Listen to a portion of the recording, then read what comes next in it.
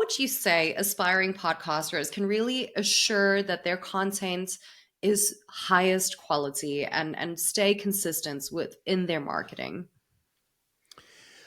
Well, one, I would invest in the equipment. I mean, if you mean quality by, sort of the actual production value is, if you're going to do this, do it well. Right. And Hmm. so, invest in the right microphone, invest in good cameras, invest in, a high quality production.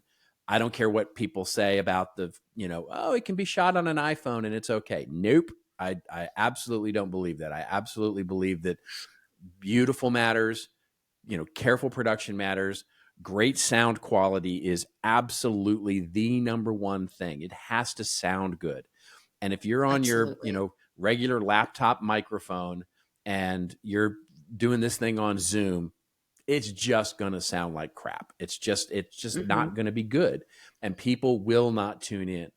And then the second thing is maybe where you were going with this, which is how do you ensure that it's consistently great quality, like high, Yeah. like you're digging deep for great creativity. What, if you start to think of it like a show where it's got, and it's funny, we actually have, I wrote it out, right? A template for every script, right? So each segment we do, it sounds very off the cuff, but we plan and we program every show with care. Like, so Yeah. I spend a good few hours every single week thinking through. I don't just throw a bunch of news stories in there and go, let's talk about it. I actually think about, well, what's the theme, or how are they connected to each other? What's the discussion going to be? Where is Joe's rant and rave going to fit into the whole, and so you program and you think about what Mm. it is you want to talk about, and you're not afraid to actually lose the stuff. And this is especially true if you're a podcast that interviews guests. You're not afraid to Yeah. put them in the can if they're not good, right? Because that one of the challenges with having guests, and I hope I'm not I'm not indicative of this for this show, but one of the challenges is, and I'm sure you've encountered this over your 50 episodes, they're not always great, right? You don't always get someone who's awesome on a podcast. They might be a particularly smart person or have lots of valuable things to say, but as soon as that go live green button goes on, they're like, then they freeze up, or they're not good, or they stumble with their words, or they're just not interesting. And so that you have to put that care and feeding into it every single week. And that's honestly the Mm. hardest part that we see that clients struggle with launching podcasts is everybody goes, it's just turning on the camera and the microphone for 30 minutes every week and talking to somebody. It's like, no. It's you got to put the care and feeding into this thing, or your audience will know. Exactly. Yeah, 100%. I have to say, everything that we do, even, and I'm sure that many other podcasts that actually have a dedicated team to it, everything we do is meticulously structured, Totally. researched, looked Yeah. at. Yes, obviously, when we hit that record button and we're sitting here and talking, we never really know where the conversation is going to go.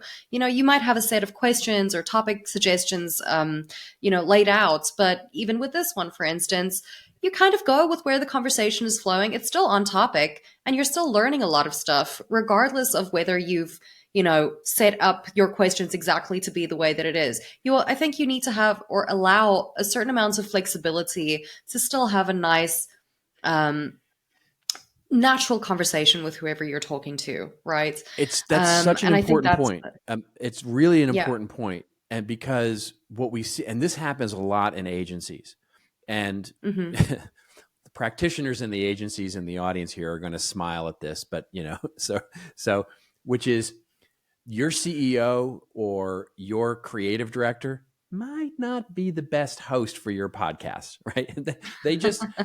They mean well, and because they're the CEO or the the head of creative or whatever it is, the head of strategy, whatever it is, it's like it's obvious that they should be no, it's really not. It's really not obvious that Yeah. they should be the host, right?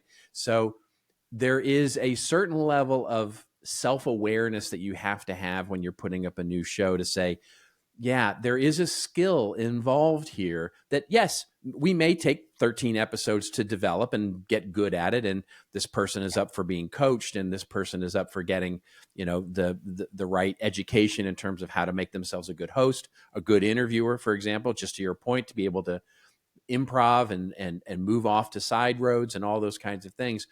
But at a certain point, we have to go, yeah, no, we're going to get a professional host, or we're going to have somebody on the team who's really good at this, do this, and create a team for it, because it is that important. Exactly. Yeah, 100%. Um, I do want to just quickly go back to one thing, and this was something that you mentioned earlier. You talked about having like really quality equipment, and I'm pretty sure a lot of our listeners that's going to be tuning into this is, going to want to start a podcast, and they want to know where to begin. And one of the big things is actually knowing what type of equipment to use, right? So, Robert, could you tell me what equipment it is exactly that you're using? Your camera, your mic, all of that stuff.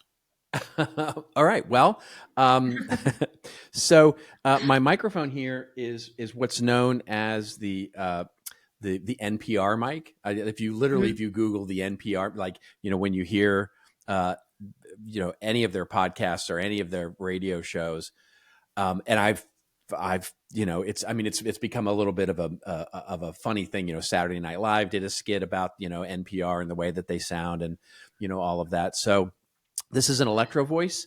Happy to send you a link to that if that's helpful for your show notes. And it's Yeah, it's it's absolutely. an expensive microphone, I will tell you, but it is absolutely magnificent in terms of the sound quality and sort of how it blocks out external external sound for that. It's so you're talking $300 or $400 to spend on a microphone, but if this is what you do for a living, this is where you spend your money. My camera is a DSLR camera that I've made into a webcam. So it's a Sony A6400, Amazing. and then I have over the top of it where I'm looking right now, I'm actually looking into a teleprompter, which is what I use to put my script up for for it's an Elgato teleprompter that fits right over the lens of the camera, so I can actually look directly into the camera lens, but also read a script if I have to, like an introduction to somebody or Amazing. something like that. And then I use a piece of software also by a company called Ecamm, which allows me to do different ways to do my camera, to zoom in, to zoom out, and basically, provide different lighting effects or those kinds of things. And then behind me, I just have, some lights to sort of provide a little bit of decor, and I can change that with my phone, et cetera, et cetera. And that's the standard Philips sort of, colored lighting kind of thing that you can get. Yeah, exactly. Well, I mean, that's exactly it though, is that there's so much that actually goes into it, right? And I think that having the right equipment, the things like having lighting or having the quality of your image, it just comes down to first impressions, right? Say, for instance, someone's never seen you before and they've never seen your podcast before. This is your chance to really make a splash and be like, this is who I am. This is a bit of my personality. You can maybe see that in the background or whoever. And people kind of already have an idea of who it is that they're tuning into, right? And the vibe that they're getting from that.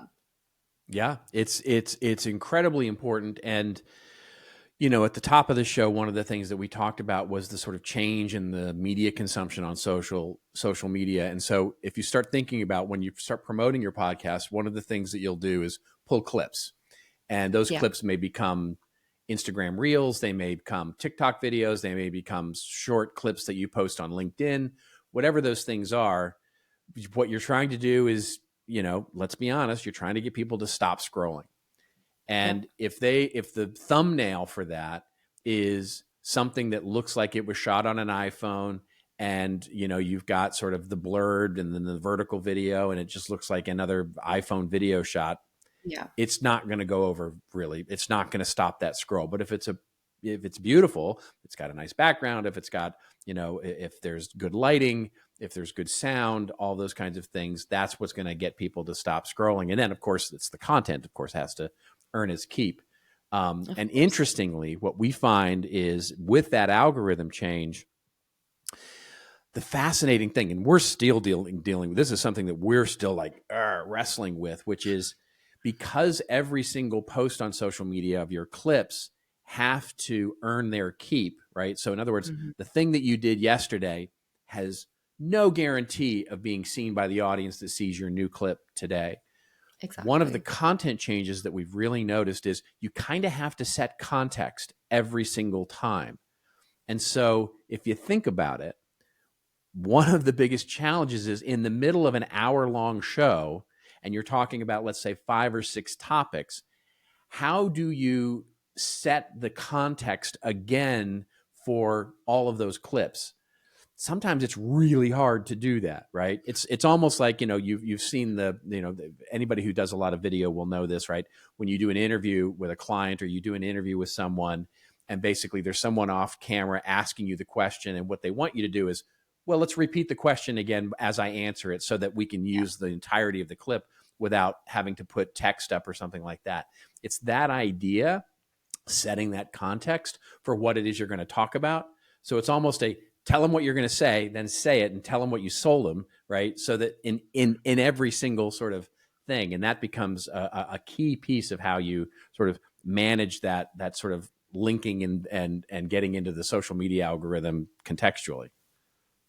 That is a great tip, and we will definitely be following that for It's hard. sure. I will tell you, it's It's really hard. hard. Yeah, It's it's really very hard. hard. Yeah. Especially if you're a show like us. So we go real time, right? We go, I mean, ostensibly, Joe and I record and then we hit publish and it goes live and then it's done, right?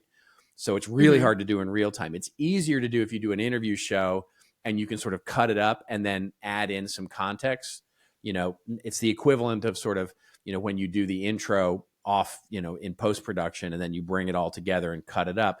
You can do some of Yeah. that as well. So at the end of an interview, one of the things that I advise my clients to do if they do an interview show is at the end of the interview, you've probably taken a few notes, or you've probably noted a few things down.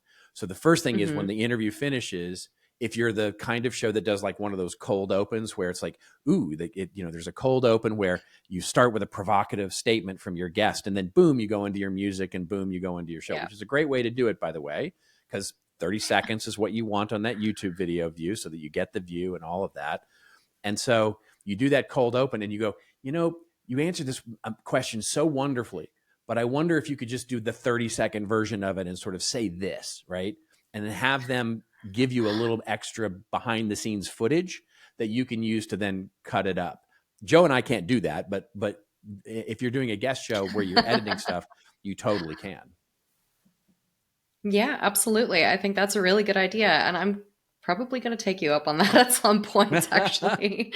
Um,